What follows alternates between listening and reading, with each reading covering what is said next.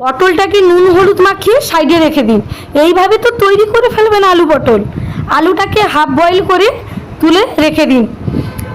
কড়াইতে দিয়ে দিন সর্ষের তেল, পটলটা দিয়ে দিন ওতে, নেড়ে চেড়ে যেই লাল লাল হয়ে যাবে পটলটা, হাফ বয়েল করা আলুটা দিয়ে দিবেন ওতে। তারপর ভালোভাবে ফ্রাই করে আলু আর পটলটা তুলে নিন। কড়াইতে দিয়ে দিন সর্ষের তেল, তেজপাতা, হিং আর রাঁধুনি ফোড়নে দিয়ে টমেটো কুচি আর আদা বাটাটা দিয়ে দিন।